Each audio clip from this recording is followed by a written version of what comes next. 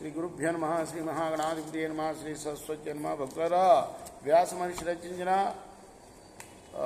భాగవత మహాపురాణం యథాతథంగా చెప్పుకున్నాం. అంటే ప్రతి శ్లోకం యొక్క అర్థం చెప్పుకున్నాం. ఇందులో భాగంగా నిన్నటి వరకు 12 స్కందాలు గల ఈ భాగవతంలో 5 స్కందాలు పూర్తి చేసి 6వ స్కందాన్ని 55 భాగాలుగా చెప్పుకున్నాం. ఈ రోజున 56వ భాగం చెప్పుకుందాం. చెప్పుకునే ముందు వ్యాసభావాలని ప్రార్థన చేసుకుందాం. వ్యాసాయ విష్ణు రూపాయ వ్యాసరూపాయ విష్ణువే నమో వై బ్రహ్మణదే వాసిష్ఠాయ నమో నమః. సమర్థ సద్గురు సాయినాథ్ మహారాజ్కి జయ. ఎక్కడున్నాం మనం? దేవేంద్రుడు తన యొక్క పురోహితుణ్ణి అవమానించి పంపించాడు. ఆయన వచ్చినప్పుడు లేచి నమస్కారం పెట్టకుండా ఆయన్ని తృణీకరించినట్టు చూసేటప్పటికీ ఆయన వెళ్ళిపోయాడు. ఎవరు? బృహస్పతి గారు. ఆయన స్థానంలో బ్రహ్మ విశ్వరూపుణ్ణి వరించమన్నాడు. ఈ విశ్వరూపుడి తల్లి రాక్షస కులానికి సంబంధించింది. ఆయన అన్నీ బాగానే నారాయణ కవచం ఉద్బోధించాడు. దాంతో రాక్షసుల్ని ఓడించాడు దేవేంద్రుడు. మరి తన స్వర్గాన్ని మళ్ళీ పొందాడు. తన లోకాన్ని, ఇంద్రలోకాన్ని మళ్ళీ పొందాడు రాక్షసుల నుండి. అంతకుముందు బృహస్పతిని తృణీకరించినందుకు ఓడిపోయాడు. విశ్వరూపుడిని గురువుగా చేసుకొని పొందాడు. పొందిన తర్వాత ఏమైంది? ఆయన యజ్ఞాలు చేసేటప్పుడు అనుకోకుండా రాక్షసులకు కూడా ఆహుతులు ఇస్తున్నట్ట. అది గ్రహించిన ఇంద్రుడు ఆ విశ్వరూపుడి తలని 3 తలలు ఆయనకి 3 తలలను నరికినందుకు ఆయనకి మళ్ళీ బ్రహ్మహత్యాపాతకం చుట్టుకుంది.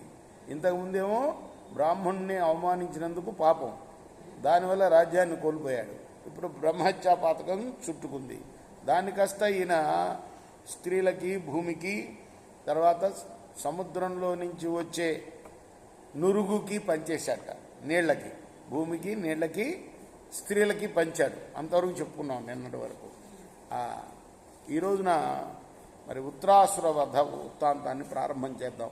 విశ్వరూపుడి తండ్రి అయిన త్వష్ట అనే ప్రజాపతి తన కుమారుణ్ణి ఇంద్రుడు సంహరించినందుకు దుఃఖంతో, రోషంతో మండిపడ్డాడు. ఇంద్రుణ్ణి సంహరించడం కోసం మారణ క్రతుహోమం ప్రారంభించాడు ఆయన.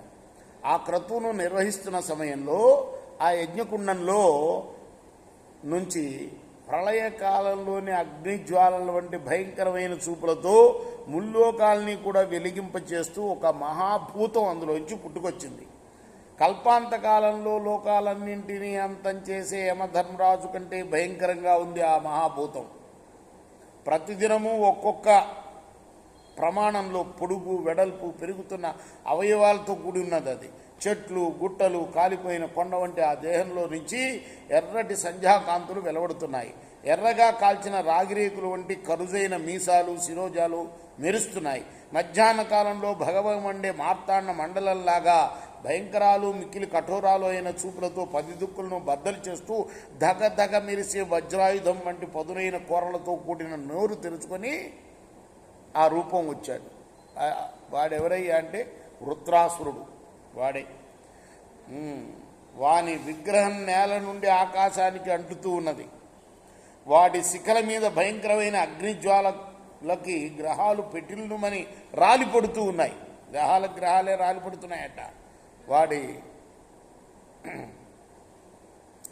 శిఖల మీద వెలిగే అగ్నికి ఆ అగ్ని అంటుకొని గ్రహాలే రాలిపడుతున్నాయంట. అంటే గ్రహాలే ఎంతో మండుతూ ఉంటాయి.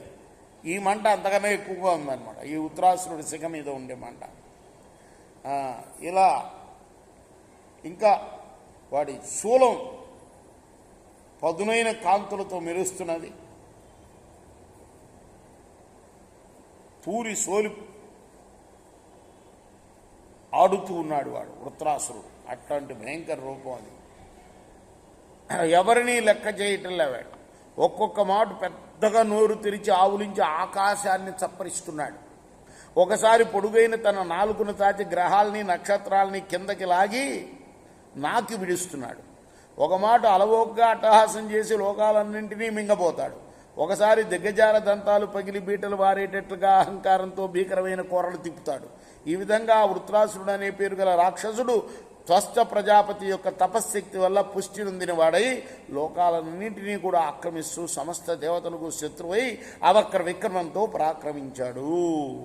రేపు మనం 57వ భాగం చెప్పుకుందాం. కృష్ణార్పణమస్తు. సాయి కృష్ణార్పణమస్తు. శ్రీ సచ్చిదానంద సద్గురు సాయినాథ్ మహారాజ్ కీ జై. చేకోరా హారతి దిగో సద్గురునాథ దేవ సాయినాథ. పాంచభౌతిక తత్వములనే హారతులిత్తుమురా.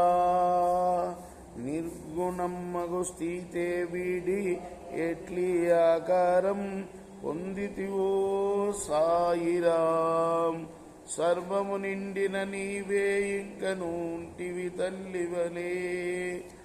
రజోతమో త్వము నుండి మాయటు జనించే బాబా మాయటు జనించే. ఆ మాయ నుండి వేరే మాయ ఏ